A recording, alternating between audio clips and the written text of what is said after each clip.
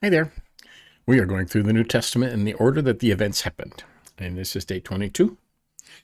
We're jumping all over the Gospels right now to keep the story straight. And today we are doing Matthew 18, so this will be a short day. It's just one chapter today. Okay, and we read this in the other Gospels yesterday, so this part of it anyways. Yeah. Who is the greatest? At the time the disciples came to Jesus saying, "Who is the greatest in the kingdom of heaven?" And calling to him a child, he put him in the midst of them and said, "Truly I say to you, unless you turn and become like children, you will never enter the kingdom of heaven." Okay, now that is a lot of people struggle with that. Right? What do you think about that? Whoever humbles himself like this child is the greatest in the kingdom of heaven. Right? Not knowing that you don't know anything. Right? That's the key to all of Proverbs. Right? Knowing that you don't know anything. Becoming like a child. The awe, the wonder. Whoever received one such child in my name receives me, but whoever causes one of these little ones who believe in me to sin, it would be better for him to have a great millstone fastened around his neck and to be drowned in the depth of the sea. It would be better than. Okay, we went into that yesterday. Okay, temptation to sin. Woe to the world for temptations to sin, for it is necessary that temptations come, but woe to the one to whom the temptation comes. And if your hand or your foot causes you to sin, cut it off and throw it away. It's better for you to enter life crippled or lame than with 2 hands and 2 feet and be thrown into the eternal fire. And if your eye causes you to sin, tear it out and throw it away. It is better for you to enter life with 1 eye than with 2 eyes and be thrown into the hell of fire. Okay, a parable of the lost sheep. See that you do not despise one of these little ones, for I tell you that in heaven their angels always see the face of my Father who is in heaven. What do you think? If a man has 100 sheep and one of them has gone astray, does he not leave the 99 on the mountains to go and search for the one that went astray? And when he finds it, truly I say to you, he rejoices over it more than the other 99 that never went astray. So it is not the will of my Father who is in heaven that one of these little ones should perish. But they do, right? Abortion. Child trafficking. That's why it happens, because it is not the will of the Father that one of these should get hurt. And Satan does just the opposite. Hurts as many as he can. Okay. If your brother sins against you, go and tell him his fault between you and him alone. If he listens to you, you have gained to your brother.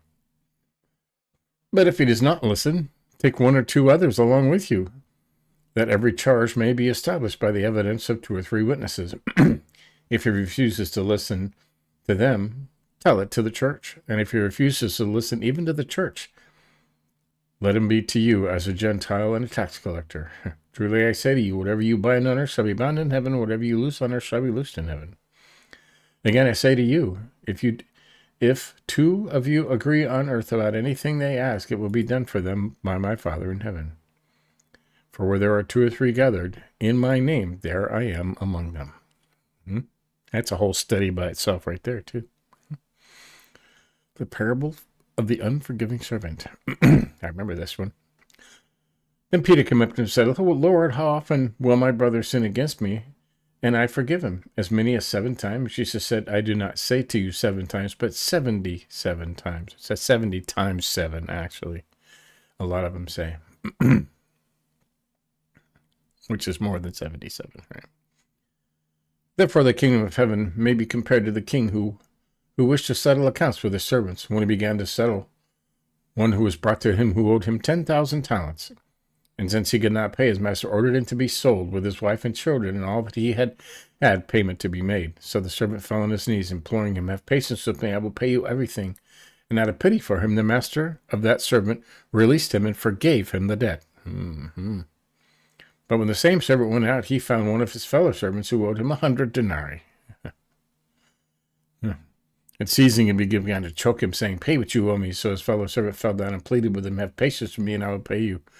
He refused and went and put him in prison until he should pay the debt. When his fellow servants saw what had taken place, they were greatly distressed, and they went and reported it to their master, all that had taken place. Then his master summoned him and said to him, "You wicked servant, I forgave you all that debt because you pleaded with me. And should you not have had mercy on your fellow servant, just as I had mercy on you?" And in anger his master delivered him to the jailers until he should pay all his debt.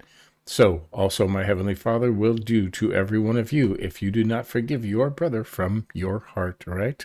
It says all over the place. All right? Forgive me as I forgive those who sin against me. That's the prayer. So there you go. That's today, Matthew 18. See, it's very simple. Just a easy Matthew 18. Right? And put our big X there. Right. And we'll put little children. Just know what we're talking about. Oh, there you go. I'll save that. Right. Well, that's day 22. Right. Catch up on any you may have missed. Right? You want to keep up with the whole thing. You can read the whole New Testament in 92 days. Right. If you keep up.